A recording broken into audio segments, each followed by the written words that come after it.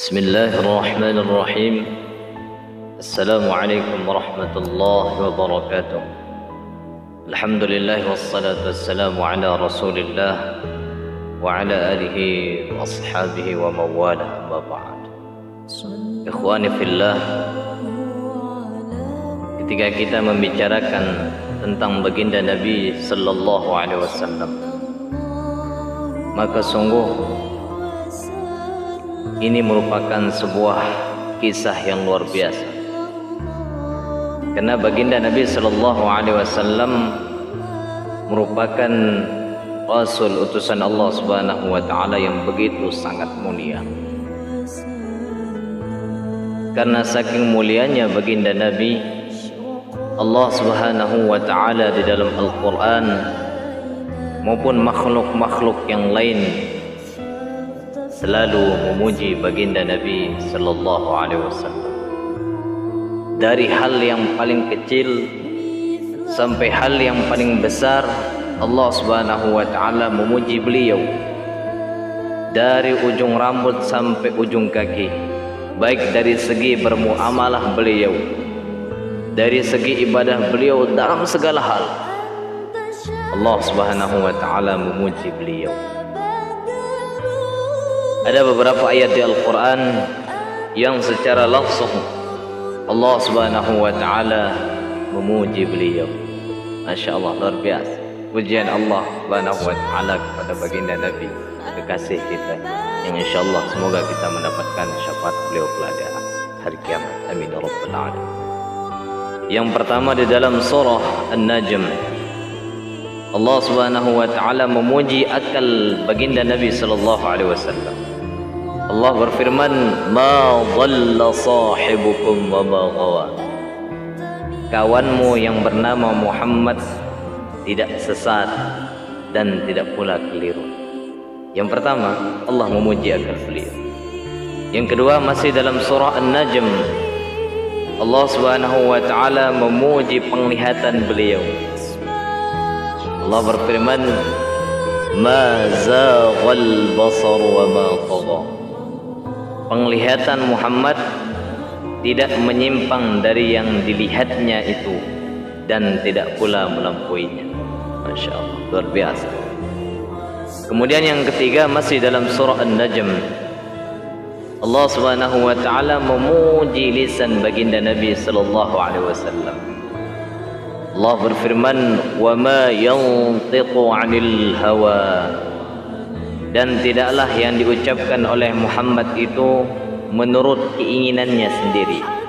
Artinya segala yang disampaikan oleh baginda Nabi sallallahu alaihi wasallam, baik dalam tata cara ibadah, bermuamalah dan lain sebagainya, semuanya mukjizat dan wahyu dari Allah Subhanahu wa taala. Ikhwani fillah. Dan yang keempat, karena saking mulianya baginda Nabi sallallahu alaihi wasallam, Allah memuji hati beliau. Masih dalam surah An-Najm, Allah berfirman, "Ma kadzabal fuadu ma ra'a." Hati Nabi Muhammad sallallahu alaihi wasallam tidak mendustakan apa yang dilihat. Luar biasa. Kemudian yang kelima, Allah Subhanahu wa taala memuji dada beliau. Apa yang ada di dada baginda Nabi sallallahu alaihi wasallam Allah puji. Dalam surah Al-Insyirah Allah berfirman, "Alam nashrah laka sadrak."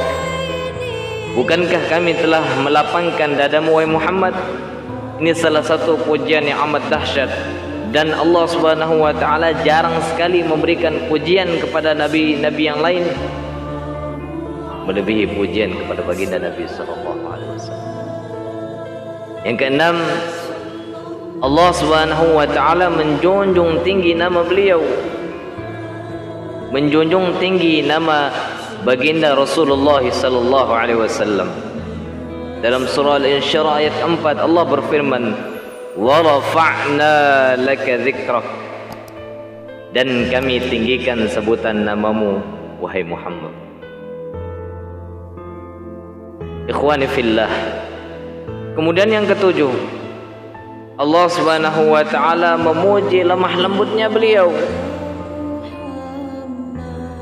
memuji lemah lembutnya baginda Nabi sallallahu alaihi wasallam.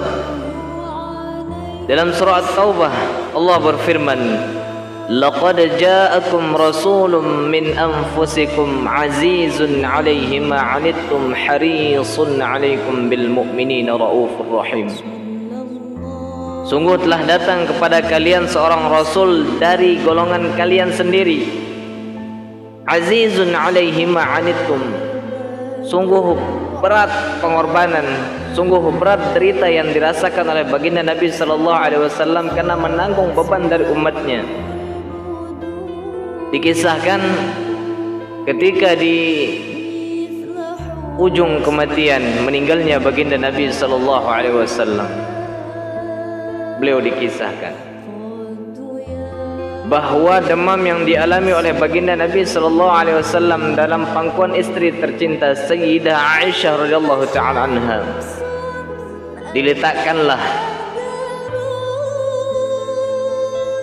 sebuah kain yang sudah dibasahi selayaknya dikompres, kemudian diletakkan di kening baginda Nabi sallallahu alaihi wasallam. Sungguh kain tersebut kering dengan seketika karena begitu demamnya baginda Nabi sallallahu alaihi wasallam. Sampai dikisahkan dalam hadis yang lain bahwa baginda Nabi sallallahu alaihi wasallam tidak mau meninggalkan dunia berjumpa dengan Rafiqul A'la sebelum umat Islam dimasukkan semuanya ke dalam surga. Dan beliau meminta agar seluruh penderitaan umat Islam ketika sakaratul maut dilimpahkan kepada beliau. Dan benar terjadi. Kata Sayyidah Aisyah radhiyallahu anha, aku tidak pernah melihat demam yang begitu tinggi dari seseorang pun melebihi demamnya baginda Nabi sallallahu alaihi wasallam. Inilah yang membuat Allah Subhanahu wa taala memuji lemah lembutnya beliau. Harisun 'alaikum bil mu'minina raufur rahim. Berlemah lembut kepada orang-orang beriman. Ikhwani fillah. Kemudian Allah Subhanahu wa taala memuji umur beliau, bersumpah atas nama umur baginda Nabi kita Muhammad sallallahu alaihi wasallam. Dalam surah Al-Hijr Allah berfirman, la'umruka innahum lafi sakratihim ya'mahun. Demi umurmu wahai Muhammad, sungguh mereka terombang-ambing dalam kesesatan. Dan yang terakhir, Allah Subhanahu wa taala memuji segala sesuatu yang ada pada diri baginda Nabi sallallahu alaihi wasallam. Semuanya Allah puji. Allah berfirman dalam Al-Qur'an surah Al-Qalam, wa innaka la'ala khuluqin 'azim. Wahai Muhammad, sesungguhnya engkau memiliki budi pekerti yang begitu baik. Ikhwani fillah, bukan hanya itu, masih banyak lagi ayat-ayat di Al-Quran yang membahas tentang pujian Allah Subhanahu wa taala kepada Rasulullah. Begitu banyak. Dan pujian ini semestinya dilontarkan oleh lisan umat Islam. Karena seluruh makhluk Allah di muka bumi termasuk para malaikat berdoa kepada beliau. Bagaimana dengan kita? Kita mengaku cinta. Ketika kita ditanya apakah kalian cinta kepada Nabi Muhammad, kita menjawab cinta. Namun terkadang cinta yang kita ucapkan hanya sebatas lisan saja. Kita tidak sepenuhnya mengikuti saran beliau sebagaimana Allah berfirman dalam Al-Quran, qul in kuntum tuhibbunallaha fattabi'uni yuhibbukumullah. Ikuti baginda Nabi. Terlebih di zaman sekarang ini, baginda Nabi SAW bersabda, alaikum bisunnati wa sunnati khulafa'il mahdiyin ar-rasyidin addu alaikum bin nawajid. Ikuti sunnahku, sunnah para sahabat.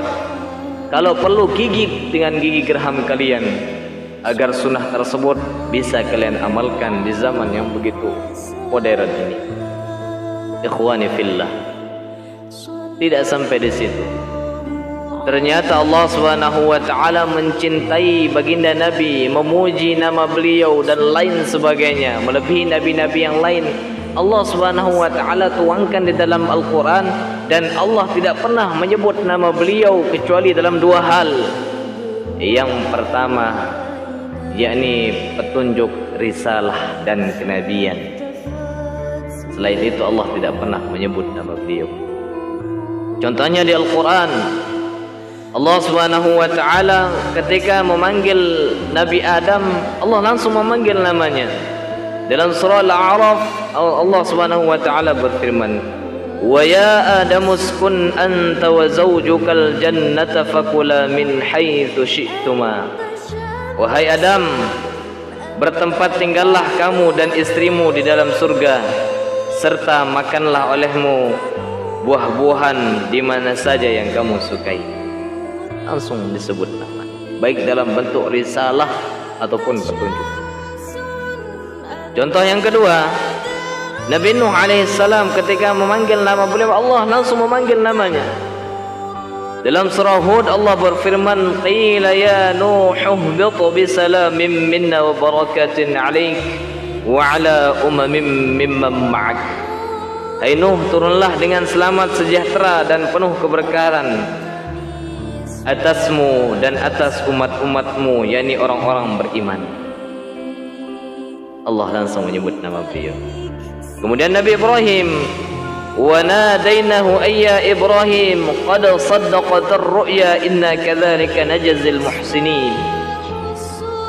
Begitu juga dengan Nabi Musa, Allah memanggil, menyebut nama beliau secara langsung, ya Musa aqbil wa la takhaf innaka minal aminin. Allah memanggil nama beliau secara langsung.